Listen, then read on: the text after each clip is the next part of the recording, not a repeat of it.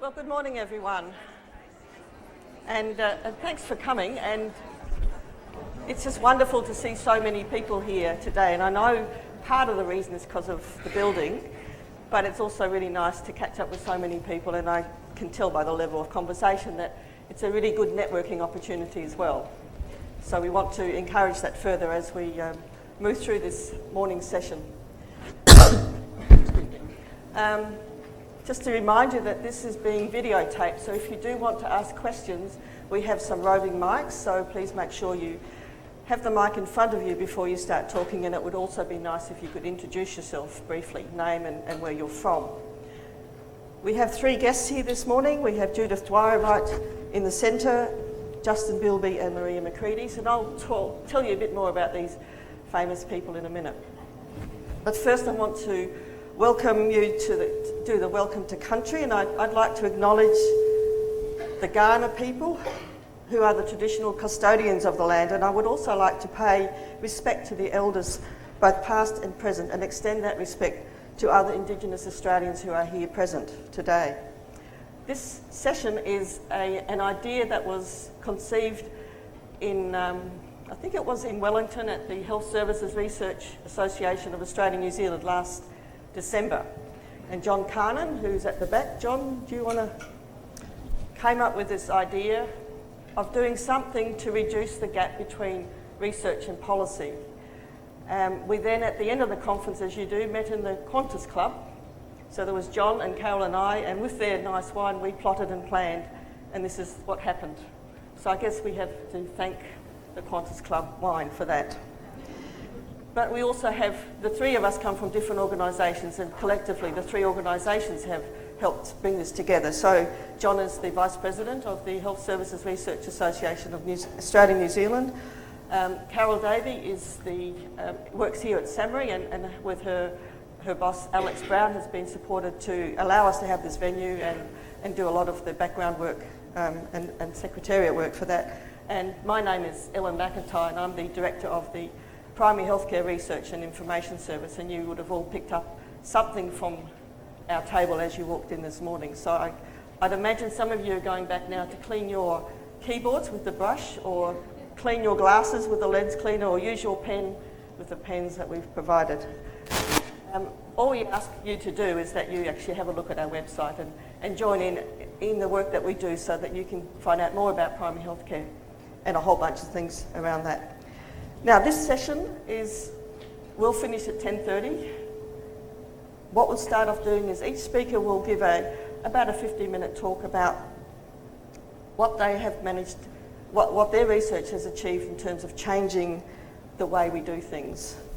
And they'll talk about the processes and what worked, what didn't work, what are some of the learnings from that. You'll have an opportunity after each speaker to ask questions, and then we'll bring it together for some more general questions towards the end. We'll finish that session at about 10:15 and then give you time to do your evaluation, because this is the first of 3 sessions and we want to know how we can do things better next time. So please take the chance to provide us with that feedback. So, unless there's any, well, you know where the exit is, you've had your breakfast. If you feel you need more coffee and food, please help yourself, and we'll get started. So our first speaker is Professor Maria Makrides, and she is the theme leader for Healthy Mothers, Babies and Children at the South Australian Health and Medical Research Institute, which is here. She also directs the University of Adelaide's Women and Children's Health Research Institute, based at the Women's and Children's Hospital. Now, Maria is a research dietitian, and she's committed to improving the nutrition and health of mothers and their babies through the conduct and translation of high-quality research. She's published over 200 peer-reviewed papers, and her group has conducted some of the key intervention trials involving omega-3 supplements in perinatal nutrition, and has recently been recognised as a National Health Medical Research Council Centre for Research Excellence in Foods for Future Australians. Now, just before you start, just to let you know, I think I've mentioned we are taping this, so please be aware that when you do ask questions to mention your name. Anyway, Maria, we're not going to use PowerPoints, but we'll just wait for you to say what you want to say. Thanks very much, Helen. It's and thank you for asking me to speak this morning. I feel that having come from a clinical trials research background, I still feel like a huge novice in the area of translation and trying to translate the research that we have done into policy relevant areas. So I thought I would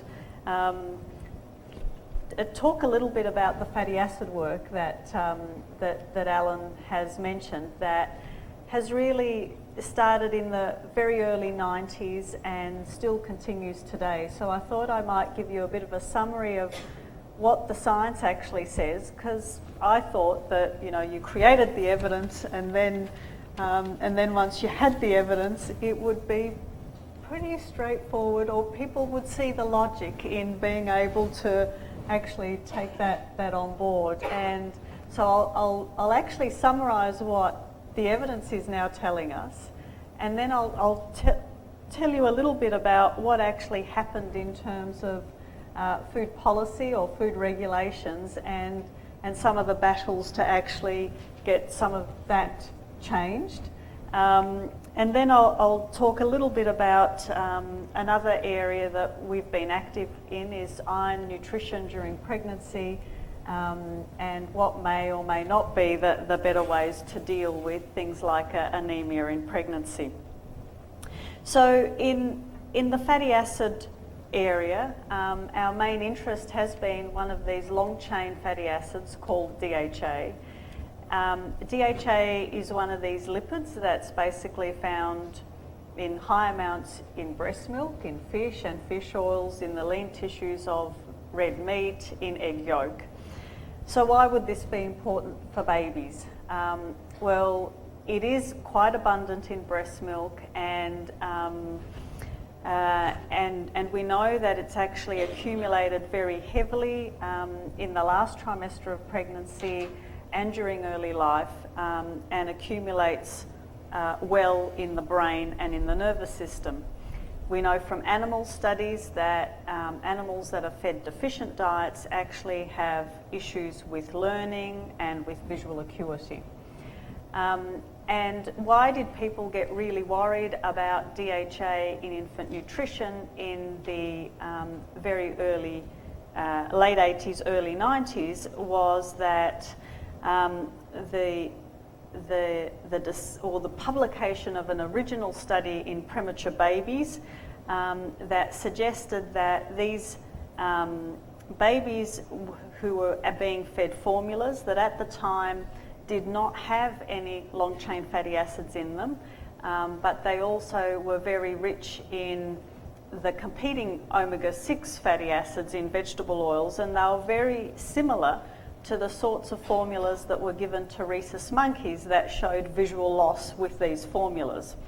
So there was a suggestion, so there was this huge drive to actually do some studies and see whether if we actually included these long chain fatty acids in infant formulas, whether we would be improving the brain development and the brain function of babies.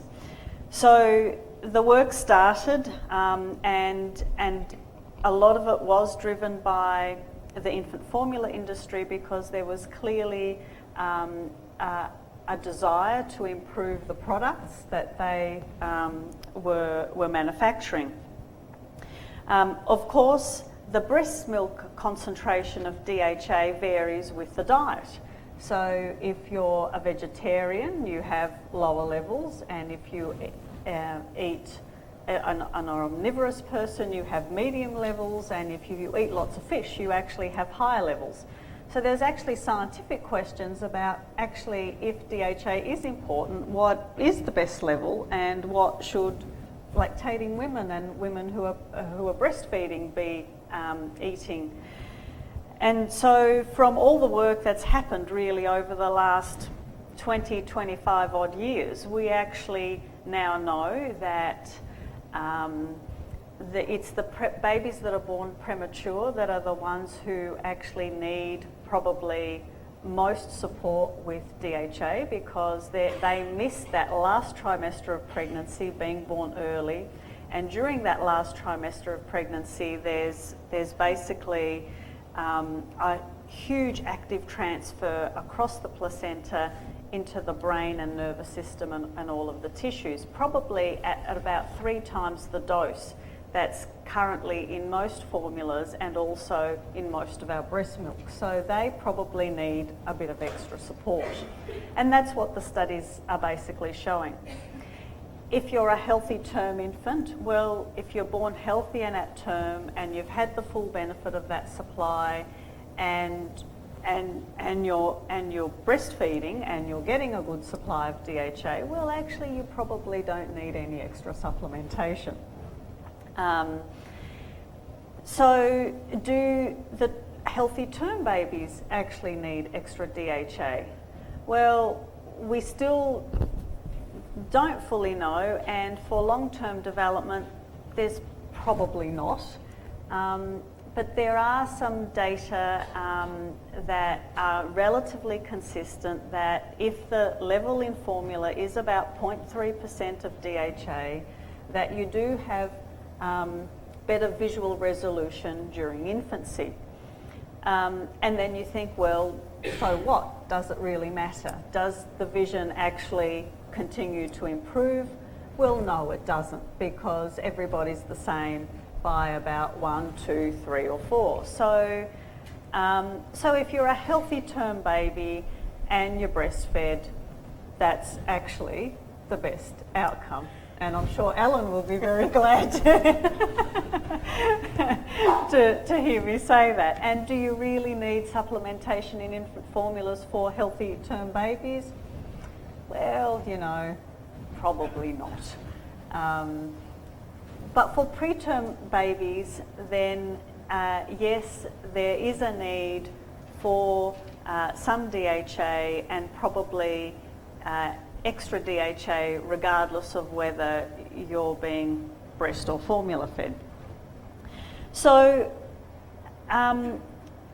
while these studies were actually happening, there was also a lot of discussion about growth rates, and in one of the original studies there was a suggestion that maybe supplementation with DHA was associated with reduced growth.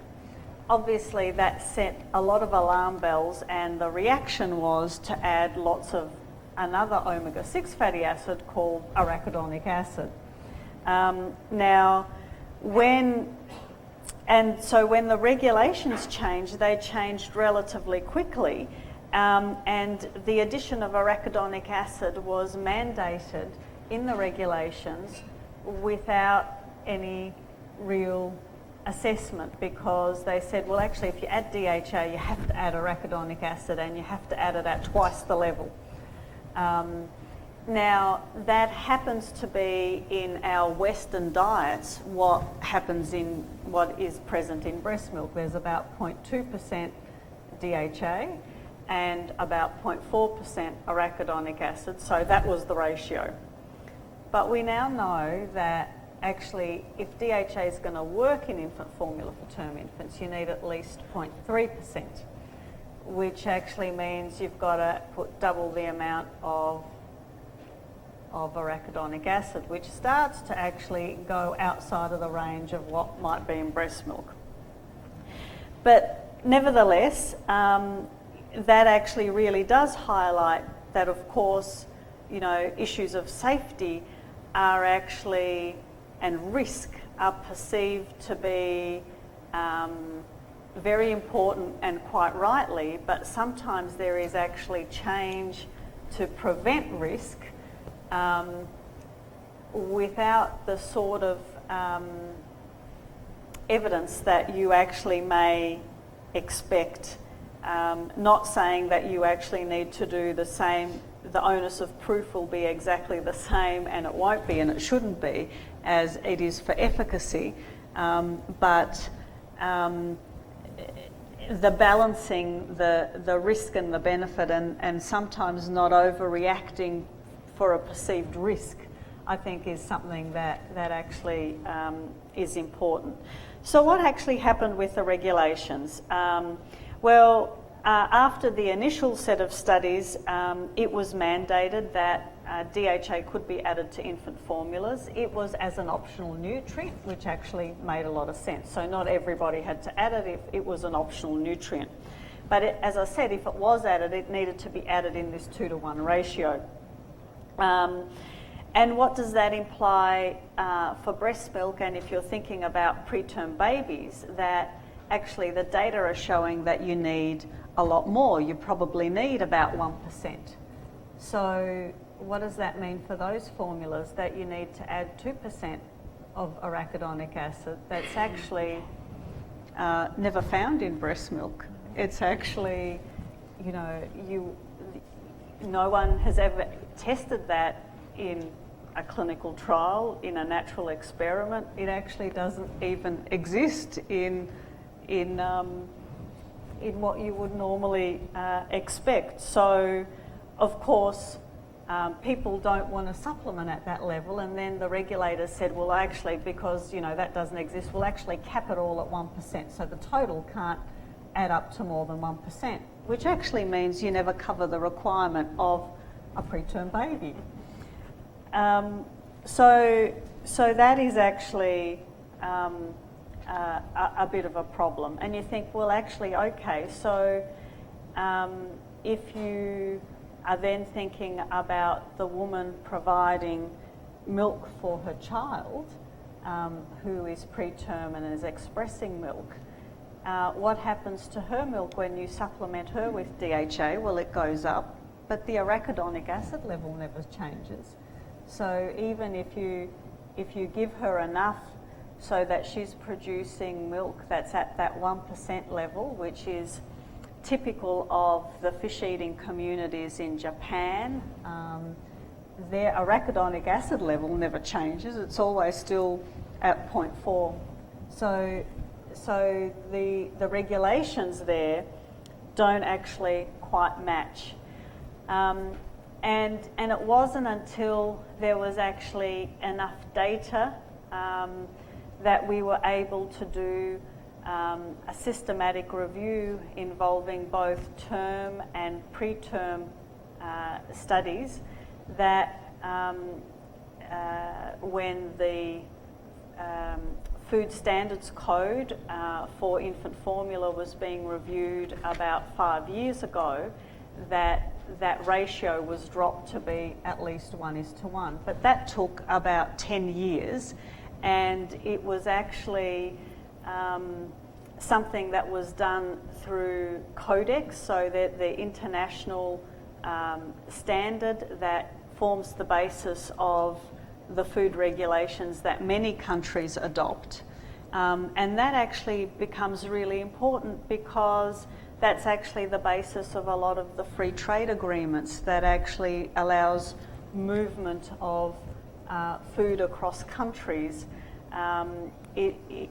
It's also subject to the way countries trade with each other, and also the local industries and whether they'll be able to make any money.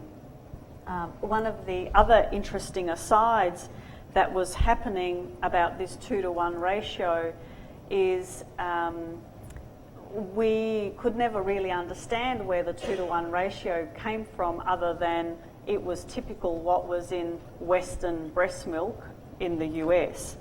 But we also found out that at the time that there was a company who had a worldwide patent of that ratio that ended up being the main manufacturers of the supplement or the ingredients that actually were to go into the infant formula.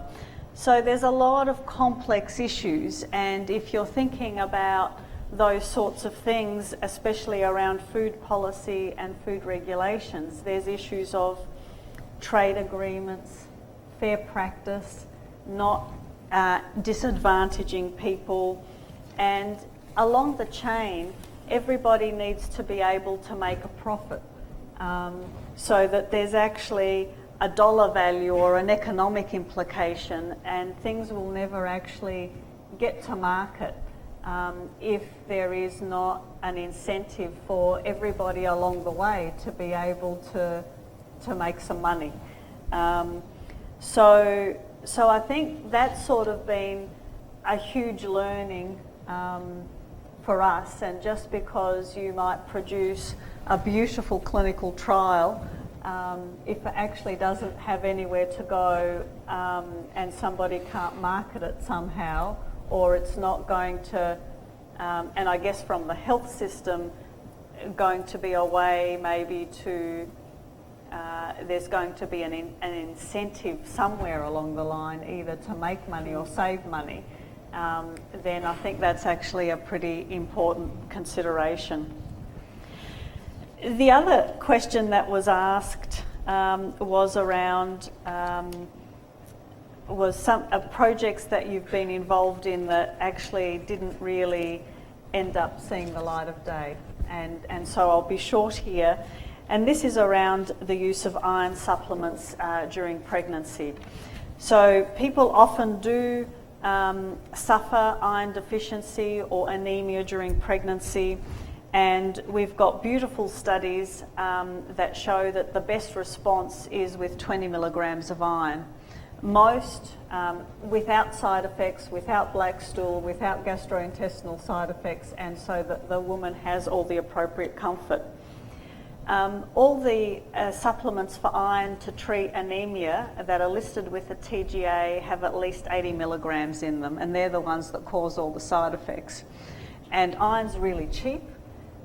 So there's not actually an incentive for anyone to change, and more must be better. So even though we know we can do better, treat effectively without side effects with a low dose, you can't actually get any with the appropriate dose. You can get very low dose, 5 milligrams in a multi-supplement, and you can get very high dose, but you can't get 20 milligrams on its own. So I'll stop there. Well, thanks, Maria. That's been quite interesting. Has anyone got any questions that I'd like to ask Maria? They've got two roving mics in the back. Down here. If you can just identify yourself and where you're from. Good morning, I'm Craig from the Joanna Briggs Institute in Adelaide. From your talk, I got a couple of points. That one of them seemed to be that if, as you're doing research, you are networked into a body that has a mandatory role, that is indeed a very effective mechanism for transferring knowledge from research into policy. And it seemed like a very fluid arrangement from what you were saying. So there was an original policy decision, new evidence came to light, that policy decision was modified. Was that as quick as it sounds when you talk about it? How did it go? I tried to make the point that happened over a 20-year period. When I first started working in the area, Food Standards Australia and New Zealand were actually in the process of updating the regulations for infant formula.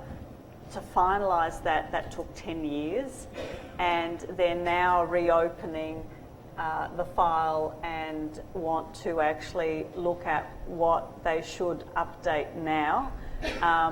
But I think that's probably not going to happen for quite a while.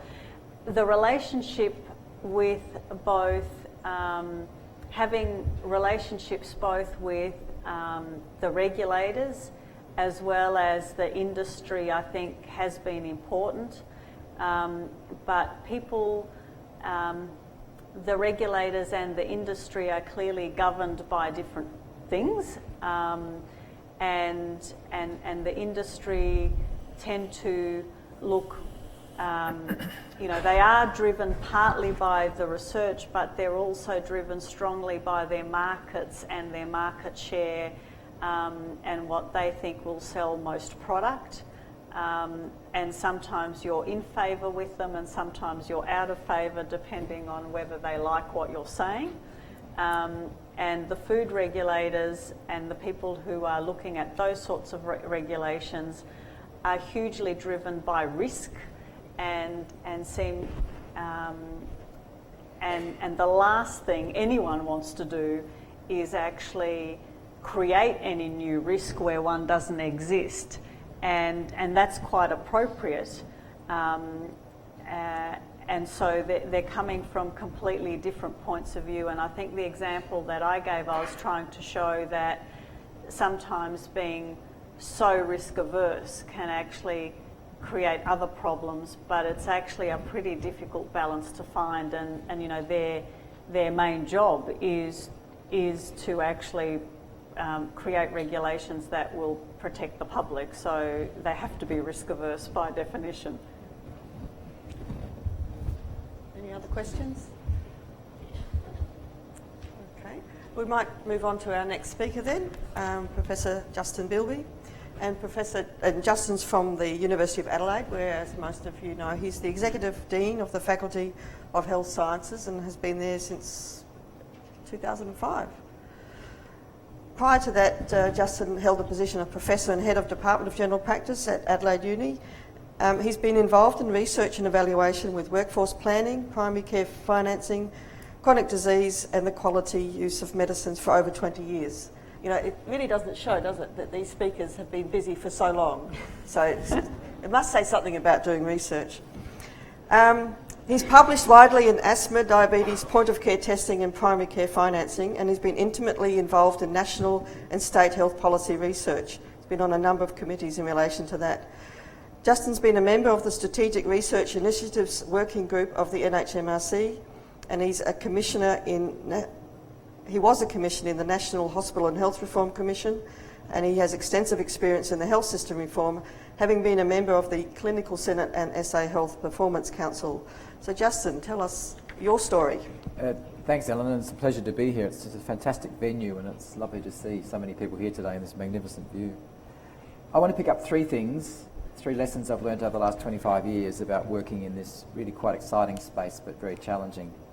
One's the political reality of being in health work. It's just basically, and I'll explain why I'm going to pick that one up. I want to talk about the value of community in clarifying whether a very good idea is not logical in a sense of moving forward. And then I want to pick up the issue of gaps in services and providing solution-based research versus something that's a good idea conversation. It's really 2-3 key points. If you take that away, I'll have achieved my little bit of 15 minutes of fame. I want to go back to the National Health Hospital Reform Commission. I was one of the 10 commissioners. So 2008, we were charged with, my background is general practice primary care for people that don't know my clinical background. We were charged with looking at the healthcare system for the next 25 years and building a new system that might actually work a bit better. So 10 of us got together, a group of primary care clinicians, hospital-based people, very wisely some state health politicians, ex-health ministers and ex-premiers, some people who are very experienced politically, and some very good health policy experts, including people like Stephen Duckett. So we mapped 123 recommendations, 4 very excellent pillars. It's worth, if you ever get a spare minute, just looking at the pillars in the report. And we made the somewhat naive couple of suggestions, and I want to talk about those. One, that the Commonwealth should take over all of primary care, the whole of Australia, to try and build the model that actually integrated. And the second thing is we could create home care, or the right place, right time care, by linking patients or families to one particular team-based practice. So if you look at the evidence, and my area has been chronic disease management, looking at different models of primary care to create integrated team-based care, that seemed logical. There were 2 very good suggestions. So the first thing that derailed it big time was the fact the states weren't happy with the Commonwealth taking over all of primary care. And in essence, they were right. You can't actually, I don't think personally, manage primary care from a Canberra base without having the local flexibility to produce the systems change you need to create innovation. So we've now moved back, and I'll come back to where this finishes in a minute, where the states have taken much more say at a regional level how you manage primary care and build a future around innovation. The second thing was really quite interesting. It's around the patient enrolment within the team-based care, or the family enrolment with a clinical practice. And basically the Australian community are not ready for that type of linkage to a single team-based practice. What Australians love is the ability to pick and choose their primary care practices based on their needs. So whether you've got a gynecological problem versus an age problem versus a paediatric problem, Australians pick and choose. They choose what they like in that provider, whether it be nurse, physio, chiropractor, GP, it doesn't matter. Australians value their free choice. So the issue of trying to build team-based care around a model of physio, GP, clinician, and linking to a patient denominator so that you can actually look at the whole client pool, the whole patient pool, has got a long way to go in Australia to debate and think this one through, because we actually don't quite know how to do that. We understand evidence-based wise why you would do it, because you get this denominator, this group of people, you have a very significant focus of care, but basically the community is not quite ready. So what they did was, which is the classic political process, they set up another pilot. So the National McKinsey Diabetes Pilot is just finishing, and while the report hasn't been released, I think that will be very interesting, some of the findings which seem very positive. The other thing I just want to finish is around the National Health and Hospital Reform Commission is many of the options we suggested, such as the Quality and Healthcare Council, IPA, the Independent Health Pricing Authority, the National Health Performance Authority, were very good concepts as you try and drive a quality agenda across Australia as separate standalone organisations. But with the reality of the change in government, they've merged them into a new productivity commission. Productivity and something other commission they're going to move towards. So just again, what's an inherently logical decision made by one political party will often change when you have a change in government, and that's the reality of health policy. That's the reality of life. There's a political agenda you have to manage. I've talked about the community value, about the issue of patient enrolment and patient linkage, and the issue and the value of primary care. And I think where we're moving to now is that the policy area that's opening up as we move forward with the new primary care networks, post the interesting move away from Medicare locals to primary healthcare networks, and the move to align them with hospital networks. I think what we're beginning to get some sense of possibly a way forward around linking hospital networks, primary care networks, to move forward in a unified manner to provide gaps in services, which is where I want to go to in a minute. So I think what we're looking for now is using our policy advice to think through with your research that crystal balling for 5 to 10 years and think through this is not a short-term solution. Maria's talked about 20 years. My little bit of influence has been over 20 years. It's not something you're going to do tomorrow. It's about building momentum, building your debates, using language that both politicians and the community understand.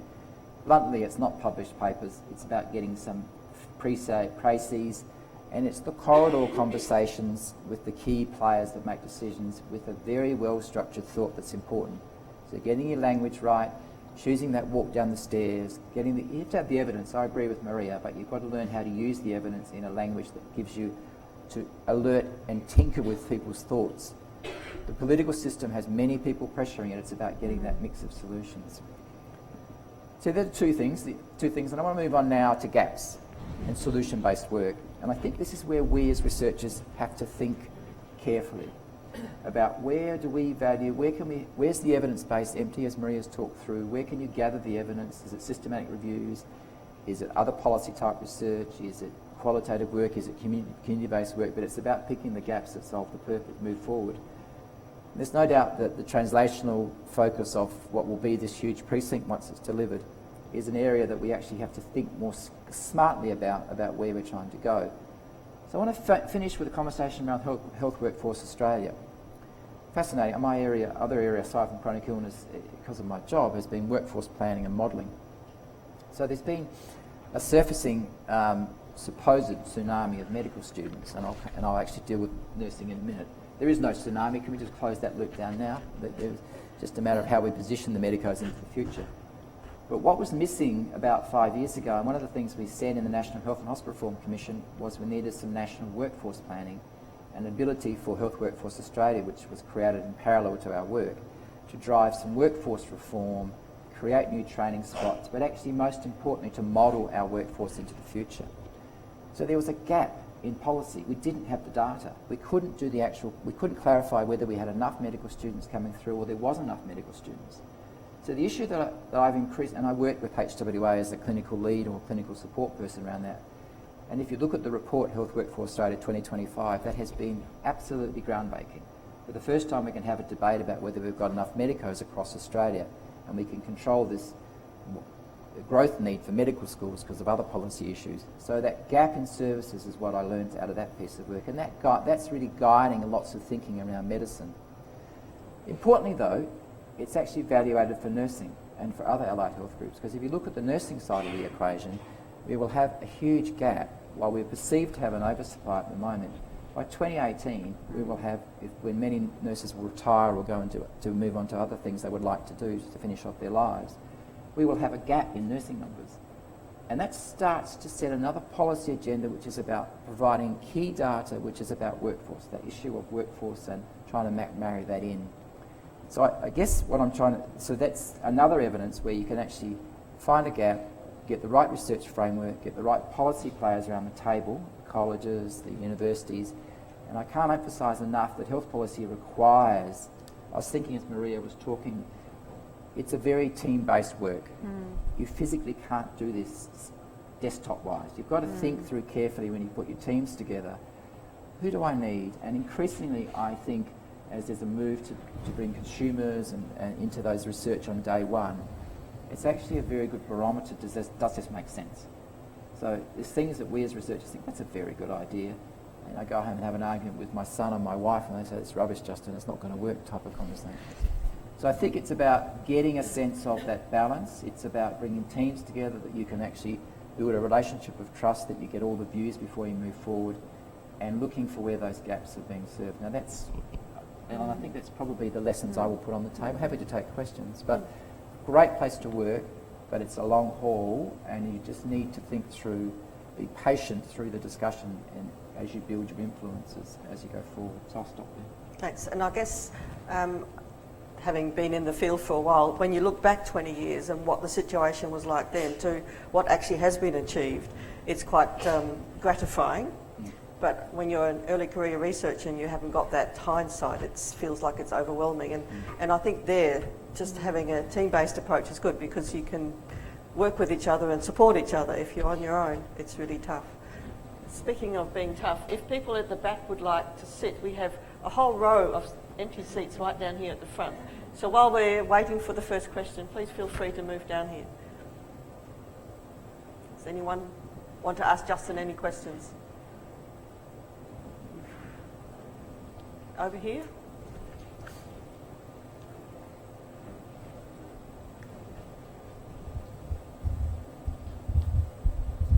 I'm not sure it's really a question. It's Linda Mundy from Queensland Health. I've spent a lot of time in the university, and now I'm experiencing the joys of being in Queensland Health. I've just come back from a really terrific conference where I've seen other units, like we've had in Adelaide University, Health Technology Assessment, and they're actually operating from within the health systems. So they've got teams of researchers, and like huge teams, dealing with data, looking at trends, looking at solutions, priority setting, but they're sitting in the Department of Health. And we've never had any communication with the Department of Health. It's always seemed to be a closed chapter to us. And I think they're the links that we've really got to try and form, and I don't know how to go about doing that within our system here. So I'm really interested in that area, and a lot of what you said, Justin, really resonated with me. So I don't know whether you've got any solutions for that. I think you're spot on. I think first off, the more data we have, in essence, the easier it becomes, because you've got a debate you can start having based on evidence, well, not so much evidence as in gathered evidence, but you can use data to build a story. And just interestingly, in South Australia, they're just about to set up, from a partnership with SA Health and SAHMRI and other players, an elite health service group to try and look at problems, issues that have to be solved from a health system perspective. So it goes back to what I said about there's a problem that needs to be solved. Our job as academics, bluntly, other than writing publications, is to actually solve the problem, is to come back with a set of problem-solving skills. So I think you're right. I think what will make this work in a health policy sense is groups inside the actual policy generating groups. But my intuition increasingly is that we'll get better and better as people trust is key, and secondly, information is, because you can then start having a debate about what's really going on. For example, the classic debate at the moment with the system is the frequent flyers. And when you start identifying those group of patients who go in and out ED, who are in their 80s, and developing policy solutions and community-based solutions that we as academics can work through, that's where we become useful, I think. So I think you're right.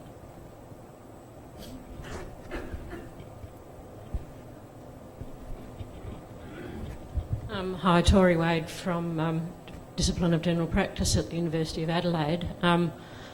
Justin, one of the problems that we really face is when you're designing solutions for health, they often involve solutions of community and social care as well. So the Advanced Community Care Association, which produced a metropolitan-wide hospital avoidance program and was really starting to work, and we're going back, 8-10 years now, for exactly that group, got shut down because most of its packages of care were not health. They were about social, community, finance, housing, So how do we get that aspect into the agenda? I actually think there's some set of options opening up around that space. I've just been recently talking about this. I think as academics, if we can clarify what the chronic care model, for the sake of words, an integrated care model is, there's a couple of things I think are beginning to open up. If you look at alternative funding models, which is things like consumer-directed care, things like social impact bonds, National Disability Insurance Scheme, I think we're going to eventually end up having to have in the next 5 to 10 years bundled Medicare payments around these types of clients, these types of consumers. So I think the finances, the system's realising they can't just rely on fee-for-service or silos of funding to make this work. And I think that's where the likes of your team becomes very important, so the health economist in that space, because reality is, we've just done some work in Port Lincoln around a new community-based care around musculoskeletal disease, and it's going to fail because we have no financial model to make it sustainable. Beautiful piece of research. It's lovely research. Really proud of the team we put together for this one, but it stopped dead because we've got no financial modelling. So I think we have to realise that in your structures around health policy, you have to have, as Maria says, there has to be, the reality check is there's got to be some dollars in this discussion, even if it's a possible 5-year model down the path, down the trip. So I actually think the system will have to look at bundles of care around these packages, these types of models. I think your group was 10 years too early, is my view at the moment, listening to it talk. Fantastic group, brilliant group, but I think 10 years too early, Tori, so I think you might have a rebirth in about 5 years' time. All right. I guess the other thing, Tori, too, is how do you capture that information so that people don't have to reinvent the wheel in 5 years' time? So how do you get that information somewhere so that it's still accessible?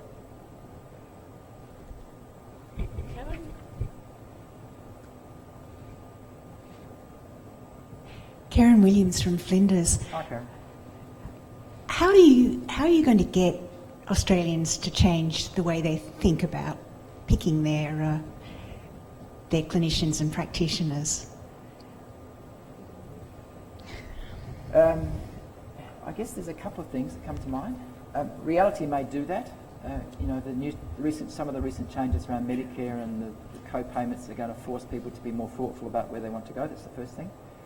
Second thing, there's no doubt health literacy, the issue of informing people more about their choices, about what they'd like to do, is part of where we have to go as a community, as a society. And one of the things we did within the Commission is starting to look at things like health education in schools. So you actually build from the bottom up. So the bit that makes, we have to think of as health as a community-wide issue that you gather when you're 6 or 7 and start talking about your information about what it means to be well for the sake of a discussion. So I think there needs to be a groundswell in that space. I think we have to probably use the web, the internet information better as we move forward to try and clarify it. But I don't think there's an easy answer. But I do agree with you. Some of the answers for the reform has got to come from the community. They've got to demand what they need. And we've got evidence, for example, with breastfeeding and birthing, where they chose, they wanted to change the system to actually help them to move forward. So I think, Karen, that's sort of where we talked about it, but it's a big issue. It's actually quite an exciting piece of research, and maybe that's something that we do some work in South Australia around that space. Okay, we'll leave the questions now, and then there'll be plenty of time for that later, and we'll move on to our third speaker, Professor Judith Dwyer. Now, Judith has worked in the Flinders University Department of Healthcare and Management for 8 years and was formerly the head of the Department of Health Policy and Management at La Trobe University's School of Public Health. She was also a former CEO of Southern Healthcare Network in Melbourne and of the Flinders Medical Centre in Adelaide, and has worked in the Australian health system for more than 20 years. Something magic about the 20 years, isn't there? And she's worked in this area in a broad range of community and hospital and government settings. Judith's research is focused on health system governance and design, with a particular interest in Aboriginal health services. She is a research program leader for the Cooperative Research Centre for Aboriginal and Torres Strait Islander Health and is Deputy Chair of the Board of the Cancer Council South Australia and also a member of the Board of Cancer Council Australia. Judith, over to you. Ellen. Thank you very much for the opportunity to talk about this really fascinating problem of trying to make sure that your research makes a difference. Is my mic working? Yeah?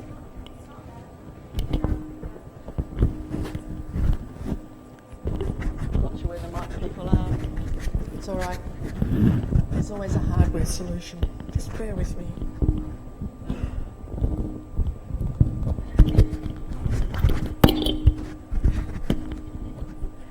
Is that better? It sounds so good. Okay. So I was thinking while I was sitting here that I need to, before I tell you my research stories and my learnings, I need to do a couple of things. The first one is I want to also acknowledge that we're meeting on the traditional lands of the Kaurna people, and I want to pay my respect to their elders past and present and acknowledge Aboriginal people who are here with us today. I also want to say that the work that I'm reporting on is the work of many people, and I want to acknowledge Kim O'Donnell and Janet Kelly, who are both in the room, who've made significant contributions to the work that I'm talking about, but there are many others, and if there are others in the room that I haven't seen, my apologies. The third thing, by way of preliminary, is that it occurred to me that I'm going to be talking about research on policy, not research that, you know, hopes to be relevant to policy, and we'll come back to that at the end. Okay, first research story, a project called the Overburden Project, which some of you will be familiar with, I guess, but it was looking at the way that governments fund and regulate Aboriginal community-controlled health services. So you can see already this thing, we are, you know, turning the evaluative gaze, to use postmodern language, on the policymakers themselves, on government, which is, you know, which can be an uncomfortable kind of position to be in. We started thinking about this project in the very beginning of 2006, and we only finished the work in 2011. Now, we published before that, but by the time we really finished, it was 2011. So just pointing out, this is a 5-year proposition, this project.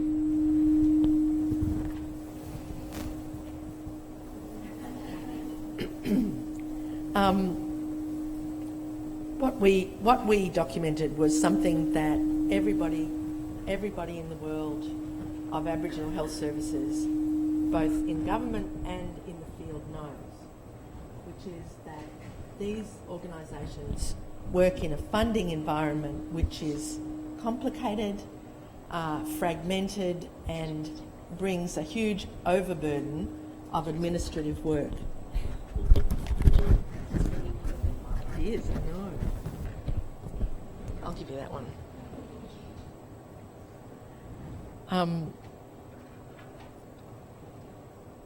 So I won't tell you how we did it, because that's not the point today, but we documented this thing that everybody knows about. But we were the first people that really documented it. And what happened in response? Well, it was very gratifying. Our first publication was in 2009, and in 2010, OATSI, which was, I don't know what it's called now, but, you know, the federal funding body in federal health for Aboriginal health services, reformed their funding model, and they cited our report as one of the prime reasons for doing that. So we felt pretty good about that. And it has meant that OATSI, the federal government, has moved to some longer term contracting, and they have rolled some things up together that were previously in all sorts of little bits. And it has made life somewhat easier for the services. Of course, the real complexity is that some of them have got about 16 different funders, so one funder, even if it's the main one, changing doesn't really solve the problem. However, you can say that that research had impact. It's also informed various reviews. do you remember a couple of years ago there was a big headline about $3 billion wasted in Aboriginal affairs?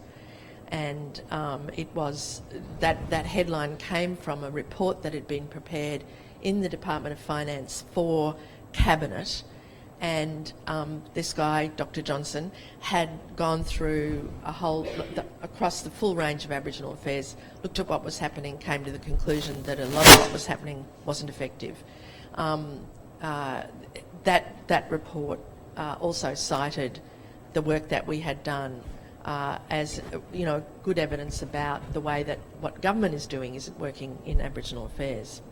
And just by the way, that whole event was, as far as the mass media was concerned, was a disaster. But the stuff that wasn't in the press about that was that the findings about the Aboriginal health field and the way that it's funded and so on were much more positive, and the recommendations for change in that area were marginal.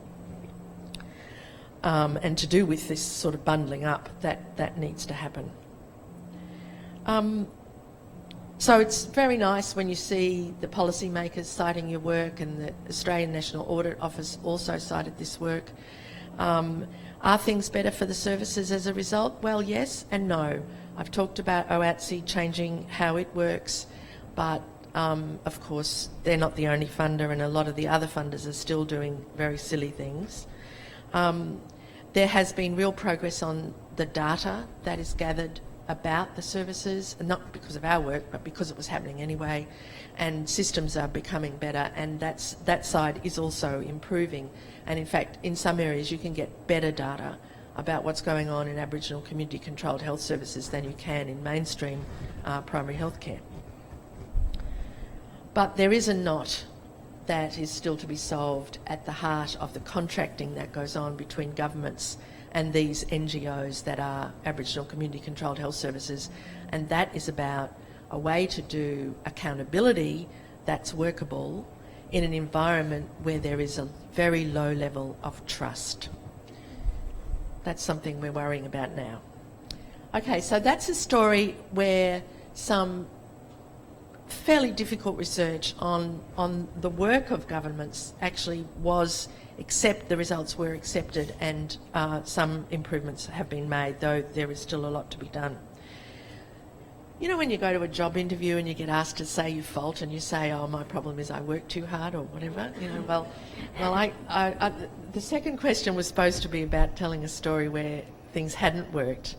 Well, I'm going as close as I'm willing to doing that. I want to tell you a little bit about a project called Managing Two Worlds Together, which was about which still is about the way that care, particularly in city hospitals, is provided for Aboriginal patients from the country, from rural and remote areas in South Australia. This work was funded by the South Australian government. The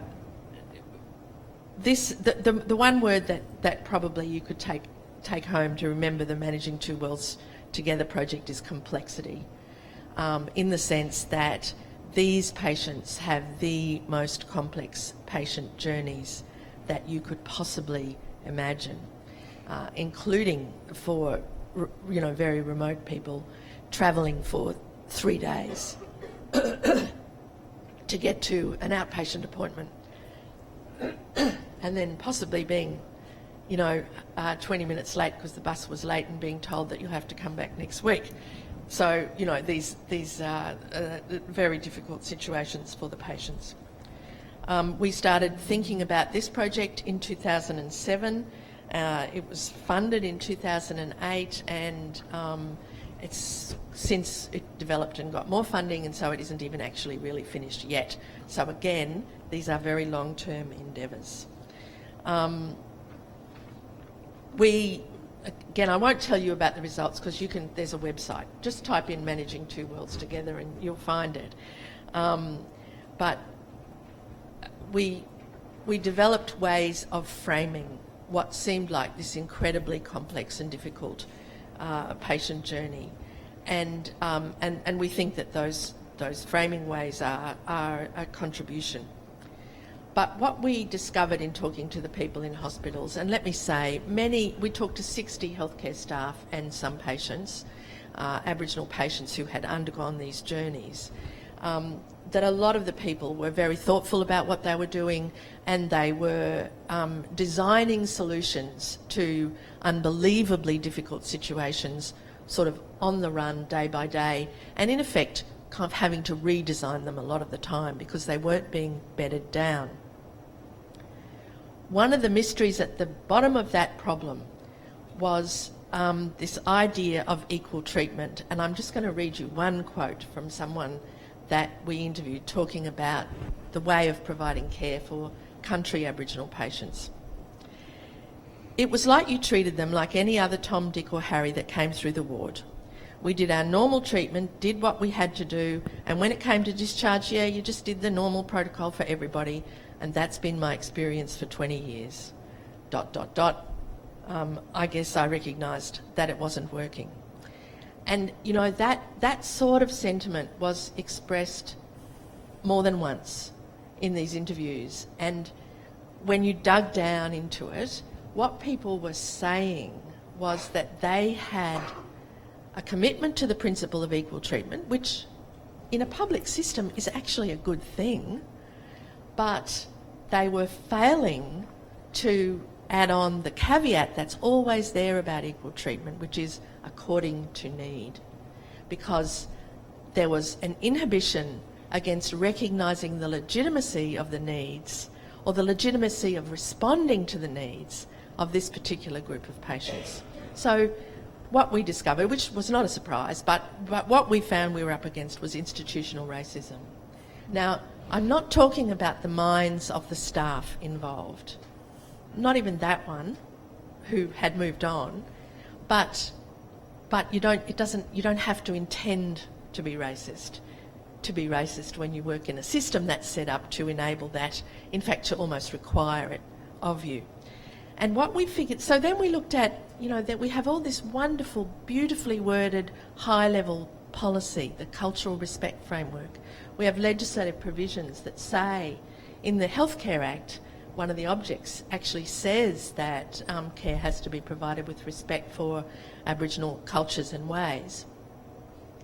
But that hasn't filtered through yet. Mind you, that Act was only made in 2008 and nothing's been tested from it yet, but it will in the longer term have an impact, I think.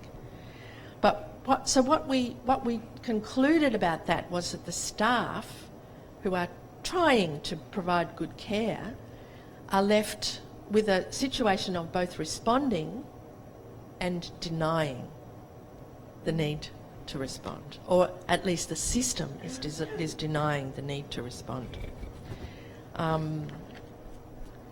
We think that the answer is, or the next step is to move that high-level policy down into operational policies and programs, just like we did, for example, when the health system was confronted with bloodborne viruses.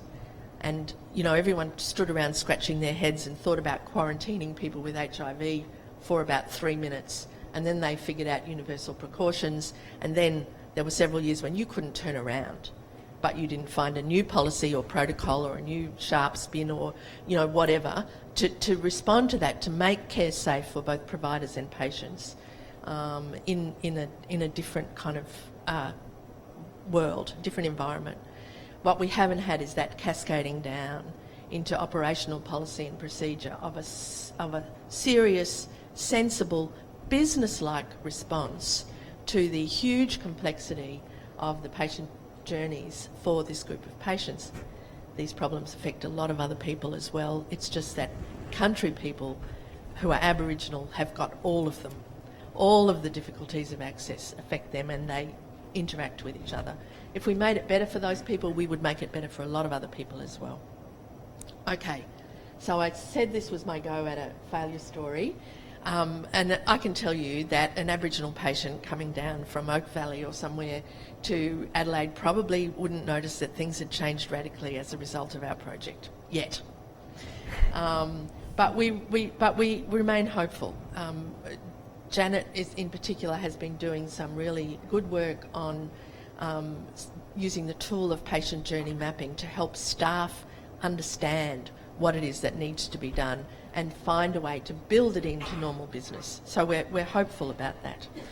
But we've also concluded, as a result of this research, that the Australian Constitution needs to change. And actually, we think it might. Not because of our work, but we think that we might indeed get change in the Constitution in the next couple of years. And if we do, we will then have a real basis on which everybody can feel comfortable that it is a normal part of delivering good health care, that the conditions and needs and norms and ways and priorities of Aboriginal people are just as legitimate as those of everybody else. So, you know, this was a sort of seemingly small project. How do we make the care work better for country Aboriginal people coming into city hospitals in Adelaide? That led us into some really very basic national problems that the whole country, we think, confronts. We think that making patient journeys visible is a good idea. We think that the insights about planning and organising for complexity are useful organising principles that could be useful to hospitals, that are proving useful and can be useful to hospitals. Okay, so what are the general learnings out of those two stories and my, experience of positioning myself and with other people, both sort of staring at the actions of government and offering advice to governments on how they could do better. The first thing is that I've had the great privilege of, as a sort of well-meaning white girl, working in an environment of where I have authorisation, proper authorisation to do my work, and that's through the CRC for Aboriginal Health, which is an Aboriginal controlled organisation that provides a safe space for Aboriginal people, researchers and non-researchers, and non-Aboriginal researchers to work together. So the policy relevance of what I've done has been in the genesis, in the very first dreaming about the projects. That relevance has been built in, and I have felt safe in doing this work because I feel authorised to do it. So engagement early and often, I guess, including with government in interesting ways. Public servants are wonderful people and find creative ways to do heroic things sometimes. The other thing that I've been sort of focusing on a bit as I've talked is timing. Policymakers want the evidence by 5 o'clock Friday, and I've been telling you about how long it takes to really produce the evidence, and there is no solution to that. People say to researchers, how can you do it quicker? And a lot of researchers have thought about that. But for this kind of work, the real answer is no, we can't. This work has to be done slowly and carefully. The only thing we can try to do is get the timing right, so that, by the time we get to the end, we've answered the question that the policymakers hadn't thought of 5 years ago. That's hard, but it takes a different kind of work to have it by 5 o'clock Friday, and we should stop pretending that we can do that. The other thing is that even though we were working on things that everybody knows, in a lot of ways, if you have strong theoretical frameworks and gather good data, then you can present that story in a way that is more useful to people. So particularly going back to the Overburden project, everyone knew that the funding was a mess. We not only, gathered the data about the complete and utter and quite visually amusing mess that the funding is, but we did it using a theoretical framework about contracting that holds within itself the answer, as it were.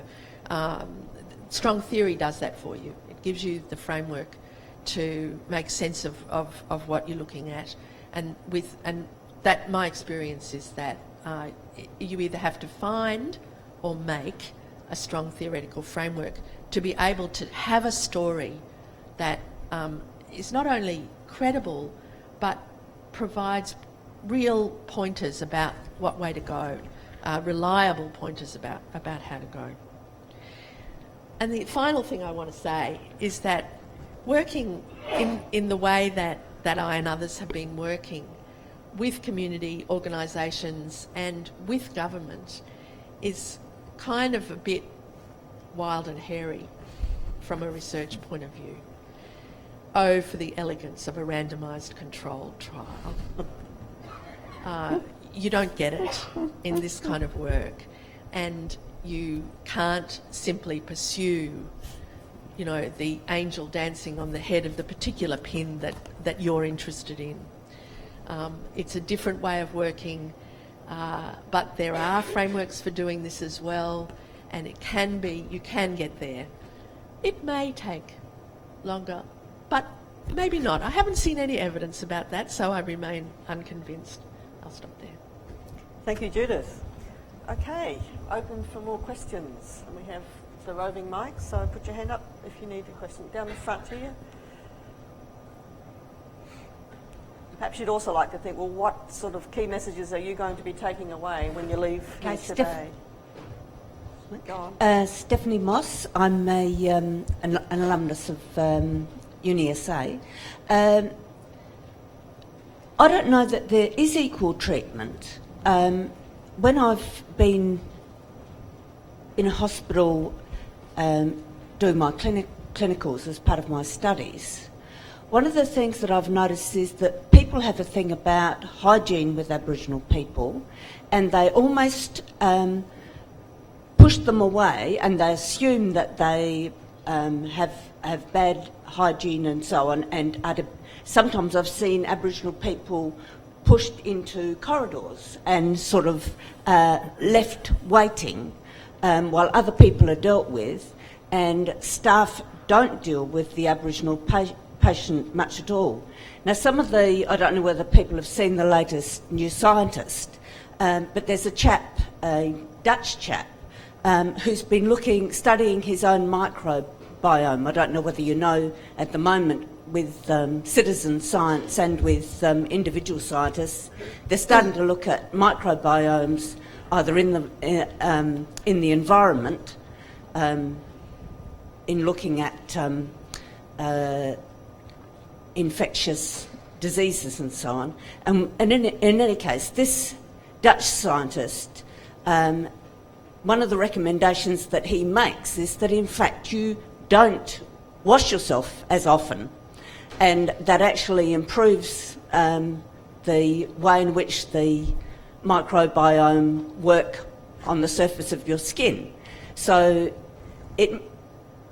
and he actually discusses the fact that, okay, he's been smelly to his friends and he's had to make some compromises, but the thing is that people's attitudes towards cleanliness is rather strange, and some of the research done by Dunn in the United States using citizen science shows that we're absolutely covered with all sorts of things, and that has to be taken into consideration by health workers too, and they have their own microbiomes that they've got to deal with too. And I know some teenagers who'd be very pleased to hear what you just said. Let me just say that I didn't suggest there was equal treatment. I said that that's the principle that people have in their mind, that in some ways acts as a barrier to being responsive. Yeah. Mm-hmm. We have a question down the back, and then up the front.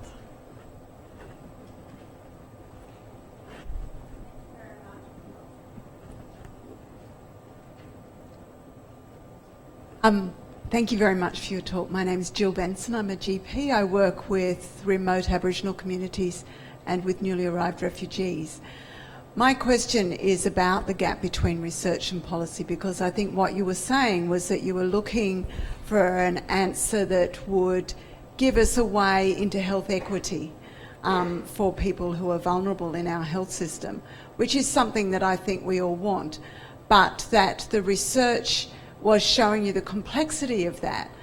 My question is something that I struggle with. How do we bring research that shows us a way into health equity, into something that is palatable for policymakers, because what we're really bringing is a flexibility and a complexity that isn't necessarily something that can be written as a protocol that looks like a policy.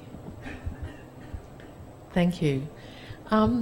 Look, the complexity, we think actually hospitals love complexity. And clinical complexity is something that is really well accommodated. I mean, if you're going to go to hospital, you want a good, strong, manly disease, you know, that can be readily identified and that's got a treatment.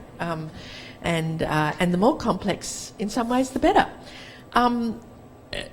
So what the complexity idea was about the fact that the system could be designed, and in some ways is designed, we found in our research, to accommodate complex patient journeys. So our argument is that patient journey complexity should be something that the hospital system can accommodate to, just like it can accommodate to clinical complexity. So we want, that's our go at finding a way of kind of operationalising the situation of and the need, a response to the needs of this particular group of patients. So there's a couple of clinical units that we worked with in Adelaide that had people in roles of coordinators for care. So their job, they were part of the clinical team, but their job was to look outwards from the hospital. And they dealt with the primary care providers before the patient arrived and as part of the discharge. So that was a response to complexity that was sitting there as a sort of infrastructure. Not every Aboriginal patient from the country needed it. Needed, you know, some extra coordination, but some of them did. That system was there and ready to be brought into action when a patient who did need it was coming down. So it's that kind of complexity. The equity thing is also very complex, but I didn't explain. We have another question down the front, Matt.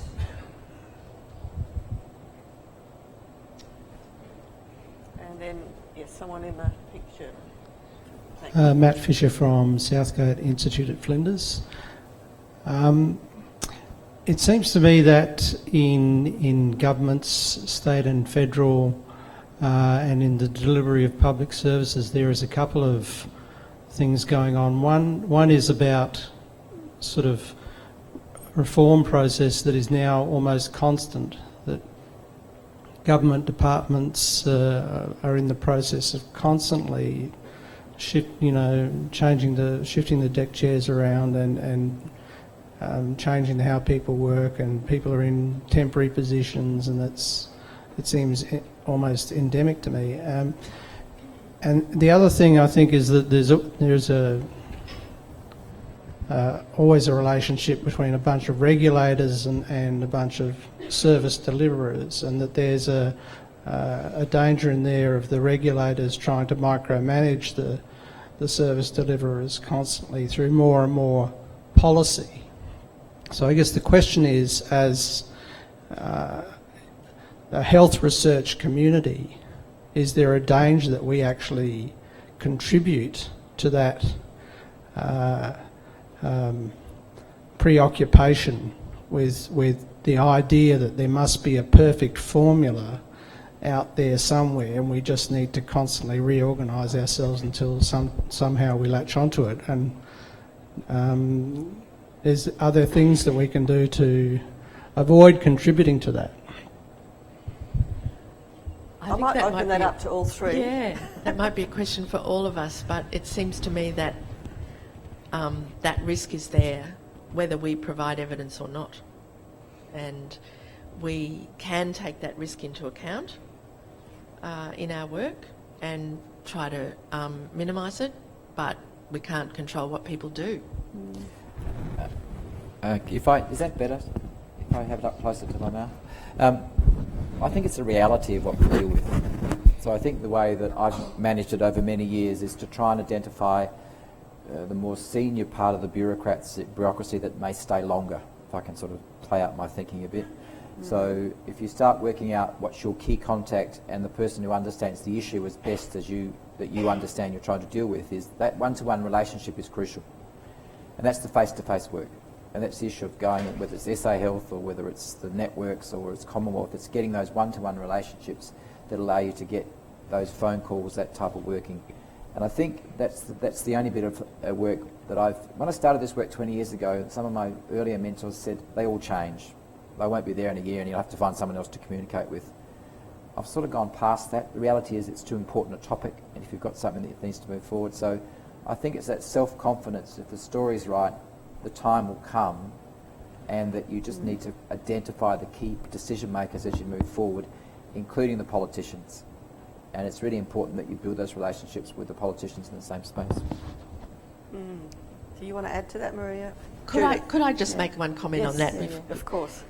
And if you are not Justin, and the Minister or the Chief Exec don't take your phone calls, then I would suggest that you do work with people at whatever level you're at, because with any luck, in 10 years' time, when you are like Justin, they will be. However, just to build on that one, that's a very good response. I stand corrected. It goes back to having the right team and building the team around both people who are building careers but also who are well established in the networks. Yeah. There is absolutely, I'm sorry, the networking is really important in this space. Yeah. And while Judith has had a quiet knife in my back, which I'll accept on, which is a well way to put it's quite clever. Well networked. It is a reality check of this work. It's around, and retired politicians, people who actually have access to networks, are fantastic people to work with. And they'll get you into these conversations if you've got something that's a way of working. Yeah. And that's the reality of what we deal with. We're not dealing with a randomised controlled trial with patients you recruit and you publish in Lancet and they love you to death because you get the media that comes with it. This is slow, subtle, sophisticated partnership building the story, but it's really rewarding, as Judith and Maria have just talked through, when you get it right. Because don't walk. It's a great place to be. That's all. I'll leave it at that. I'll just agree, because even when you do have the great randomised trial, it doesn't mean that anyone's going to want to take it on board. And the networking is absolutely vital, and as at many levels as possible. And yes, people will change, but it's the only way. Yeah. And I think even though people change, that is an opportunity to get to know other people in those positions, and that expands your network, and you never know, they come back. But yes, it does take time, and there's a skill to it. It's at conferences, it's a very good opportunity to start that, so keep that in mind. Now we have another question there, and then one down the front. A question for Judith. It's Gillian Marshy from the University of South Australia.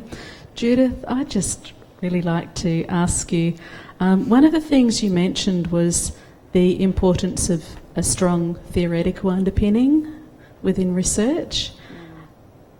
I'm really interested in that, and I'm sure a lot of people are. I know from the time that I've been working in research that this is something that has a huge impact, and for me, within Indigenous research, I find this is something that we often come back to in our discussions. Can you give us a little insight to how you would define strong theoretical underpinnings and why they're so important in establishing a good framework for research? What does that mean to you?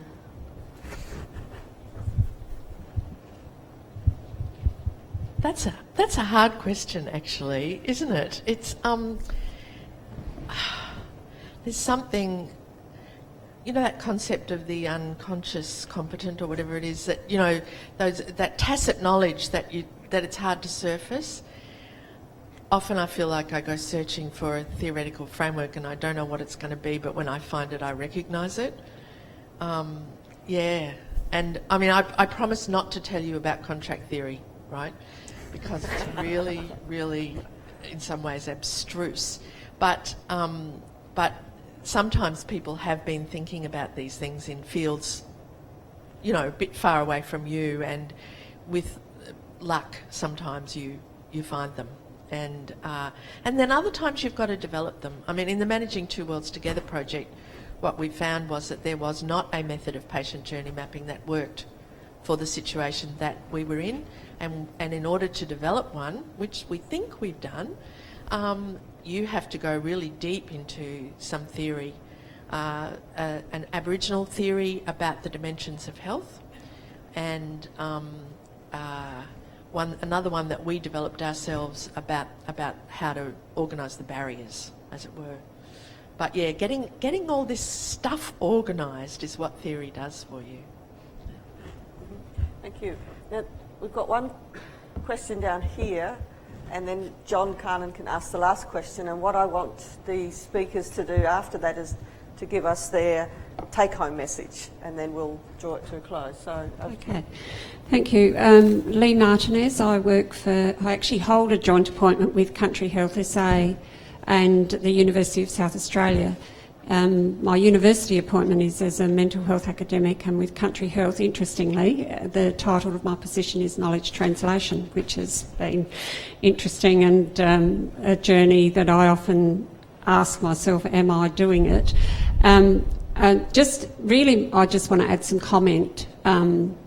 But first of all, around the Two Worlds, bringing the Two Worlds Together project, we in Port Augusta, I actually live in Whyalla, but in Port Augusta, Janet worked with us to use that framework to develop a suicide prevention network, which is still running in the community on its own and with very little input from the health service we attend, but it is very community driven. So thank you, Janet, for that, wherever you are. And so that's one, I mean, it did work in that space, and we've attempted to use the mapping tool, I guess, in other areas, but in Port Augusta it has worked really well.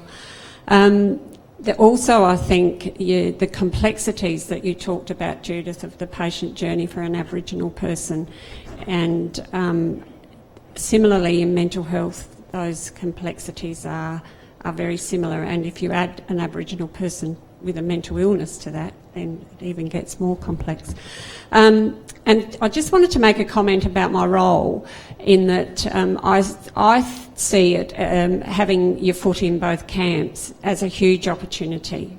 You get, with my position in Country Health, I actually get to sit on like the mental health executive and their high-level cabinet. There's a mental health cabinet which sits above the executive, so I get to sit on that, and that provides, I can see opportunities sometimes of how we could bring research into practice. But following on from what, picking up from what everyone has said today, it's a struggle when you're the one person in there, and in some ways if we could get more people that are doing this type of thing and form a network and then have support around each other would be a good thing. So you might thank like you. to talk to the PICRA's research manager Manager Knowledge Exchange, sitting at the end of your row, Christina. And anyway, thank you. Did anyone want to comment on that? I think it is a tough position, and I think the more support you can get, the better. So the final question right down at the end. Thanks, John. It's rather fitting that you asked the last question since you started all this. Thanks, John Conn, University of Adelaide. Just want to pick up really on one of Justin's points about his research in Port Lincoln, which, as he said, fell over because we didn't have a financial model to back up the intervention. And I think that's often the case with a lot of health services research in particular, that a lot of interesting, innovative interventions are evaluated, shown to be effective, but because there was no planning or concept about how those interventions were going to be funded, if they were shown to be effective, they fall over. So I was just wondering if the panel had any experience in terms of testing or building in funding options to an evaluation in order that it has some sustainability after the end of the evaluation. That's a very good question, John. It's a difficult one to end off the meeting with. I think we probably, as health service researchers, need to start with the premise that you have to make it sustainable, if that makes some sense. So the lesson we learned out of Port Lincoln was that we tried to work with Country Health to build a sustainable model from a policy framework, and initially those conversations were going very well, then some other things got mixed up in the discussion around politics and people and stuff. So I think it's, as I said earlier, when Tori asked the question around the opening up the different funding options, I think if your research is 3 or 4 years out, it's about starting on day one and having the debate with the policy people and the funders and people such as yourself, and to say, well, within the financial policy framework of Australia, if you tweaked X, Y and Z, could you make it sustainable? So, for example, Medicare, can it be used differently if there was a different way of handling health assessments for the sake of a discussion? So I think it's actually starting the debate about sustainability as you start the research and building it into your plan. And then I think the other thing that's surfacing for me is using, and I'm not quite sure, Miriam may be able to comment more because she's better wrapped up with an HNMRC than I am at the moment, is allowing your funding pool to continue past the project to actually have some time and resources to think through the sustainability and write about it and negotiate with people and think it through. So I think that's where the NHMRC model and maybe the translational faculty will move it on. And again, Maria may want to comment, but I think that's where we have to try and go self-service as researchers, is retain the ability to do the thinking post the research, and which might take a couple of years to come to fruition. I don't know whether you want to comment. Yeah, I think that's actually a really important point. The project grants don't actually allow you to do that, so it's not unless you've got some extra flexibility in the funding, whether it's a CRE or I'm not sure what the translation faculty will come up with. I don't think there's a lot of money there. No. That's probably the only scheme at the moment that actually has translation at its core, and actually you get judged on that, and there is an expectation that there is a strategic plan around something in that area. Okay. Well, thanks for the questions, people. Now, just to wrap up, I'd like to ask you, each of the speakers, what's the take-home message that you want people to walk with outside the door? Maria, you started, so let's start with you again. I think it is clearly a very complex area, strong vision at the beginning, but flexibility through the process to be able to adapt and be able to take on board all the new information and the changing situation that is actually happening along the way. Mm-hmm. It's complex, it's very rewarding, and the key thing for me is to build the right team from day one that can cope with lots of nuances as you move forward. And I think it's the bit that I've learned over 20 years is you build the teams, you stay together through the first 5 years and the further grants, and you get little wins, and then you build momentum and trust, and people come and talk to you about, well, what do you think about this concept? So that's really it is. But it's really a very rewarding space to be in. So I think it's something that I think the three of us obviously all enjoy. And finally, Judith, how do you propose to reduce the gap between research and policy? I'm going to answer the first question.